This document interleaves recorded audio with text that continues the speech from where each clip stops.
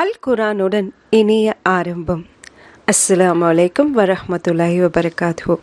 அல் பக்ரா பசு மாடு அத்தியாயம் 2 வசனங்கள் 286. இது அல் குரானோட மிகப்பெரிய சூறாங்க. சூறாவோட ஆரம்பமே முத்தகீன்களுக்கு இது நேர் வழி காட்டியாகும் இந்த குரான் அப்படின்னு தான் ஆரம்பமாகுது. யார் இந்த முத்தகீன்கள்? தொழுகையை நிலைநாட்டி மறைவானதை நம்பிக்கை கொண்டு அல்லாஹ் அவங்களுக்கு கொடுத்ததுலேருந்து தர்மமும் செய்கிறவங்க. மறைவானவற்றை நம்புறதுனா அல்லாவை நம்புறது, அவனோட தூதர்களை நம்புறது, அவனுடைய மலக்குமார்களை நம்புறது, அவன் அளித்த வேதங்களை நம்புறது, கூடவே இறுதி நாளையும் நம்பிக்கை கொள்வது. அது மட்டும் இல்லாமல் நம்மளுடைய தக்தீரையும் நம்புறது. இவங்க தான் முத்தகீன்கள். இவங்களுக்கு தான் இந்த குரான் நேர் வழி காட்டி அப்படின்னு சொல்கிறது. காஃபிரூன் பற்றியும் சொல்லுது. யாருங்க இந்த காஃபிரூன்? காஃபிரூன் அப்படிங்கிறது நிராகரிப்பாளர்கள். வேதத்தையும் நிராகரிப்பாங்க, தூதர்களையும் நிராகரிப்பாங்க, அவங்களுக்கு வந்த உண்மையான சட்டங்களையும் நிராகரிப்பாங்க. முனாஃபிக்கின் பற்றியும் இந்த அத்தியாயத்தில் சொல்லியிருக்கு. யார் இந்த முனாஃபிக்கின்? பேசுனா பொய், வாக்களிச்சா கடைபிடிக்க மாட்டாங்க, அமானிதம் பேண மாட்டார்கள், வீண் விவாதம் செய்வாங்க எல்லா விஷயத்துலையுமே. இவங்க தான் முனாஃபிக்கின். ஸோ முத்தகீன்களுக்கு நேர் வழி காட்டி இந்த குரான்னு சொல்லிட்டு இந்த அத்தியாயத்தில் இஸ்லாமிய சட்டங்களான தொழுகை, நோன்பு, ஹஜ், ஜக்காத் போன்ற பல விஷயங்களை விளக்கப்பட்டு கூறியிருக்கு இந்த சூறால. இந்த அத்தியாயத்தின் 67வது வசனம் முதல் 73வது வசனம் வரை பசு மாட்டின் வரலாறு சொல்லப்பட்டுள்ளது.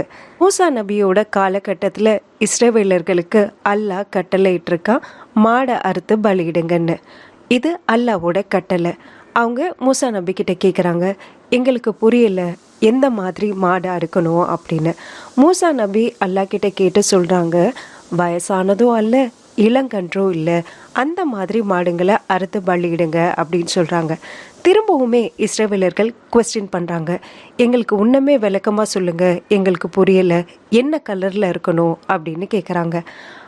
மூசா நபி திரும்பவும் அவங்களுக்கு பதில் சொல்கிறாங்க, மஞ்சள் நிறமாக இருக்கணும், பார்க்குறதுக்கு கண்ணுக்கு குளிர்ச்சியாக இருக்கணும், அந்த மாதிரி பசு மாடுங்களை அருங்க அப்படின்னு சொல்கிறாங்க. மீண்டும் இஸ்ரவேலர்கள் மூசா நபிகிட்ட சொல்கிறாங்க, எங்களுக்கு இன்னுமே விளக்கமாக சொல்லுங்க அப்படின்னு சொல்கிறாங்க. அப்போது அல்லாவிடமிருந்து மூசா நபிக்கு வருது, அது உழுது செய்கிற மாடாக இருக்கக்கூடாது, தண்ணி இறைக்கிற மாடாக இருக்கக்கூடாது, ஆரோக்கியமான மாடாக இருக்கணும் அப்படின்னு அல்லாஹ் மூலியமாக அவங்களுக்கு கட்டளை வருது. ஒரு சிம்பிள் திங்குங்க. ஒரு கட்டளை வருதுன்னா அதை கேட்டு கீழ்ப்படுகிறது நமக்கு நல்லது.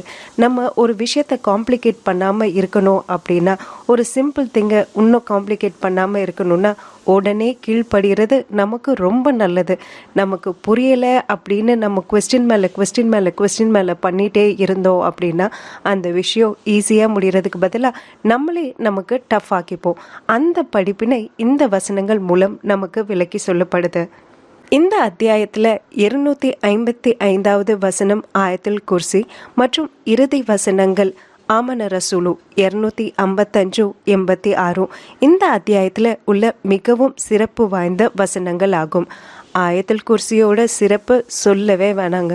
ஒவ்வொரு வக்துக்கு பிறகும் நம்ம ஆயத்துல் குர்சி ஓதணும் அப்படின்னா அது நமக்கு சொர்க்க வாசலுக்கு ஒன் ஆஃப் த கேட் அப்படின்னே சொல்லலாம். ஸோ 2 விரல்களை காட்டி ஆயத்துல் குர்சி ஓதுறவங்க, தொழுகைக்கு பிறகு ஓதுறவங்க சொர்க்கத்துக்கு இவ்வளோ நெருக்கமானவங்க அப்படின்னு ரசூல் ஸல்லல்லாஹு அலைஹி வஸல்லம் சொல்லியிருக்காங்க அப்படிங்கிற நபி மொழியும் இருக்கு.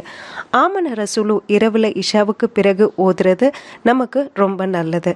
ஸோ இந்த 2 வசனங்களையுமே நம்ம ஓதுறது மிகவும் சிறப்பு.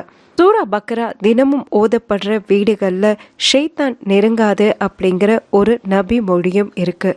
மொத்தமாக 2 ஜூஸ் கிட்ட இந்த சூறா இருக்கு.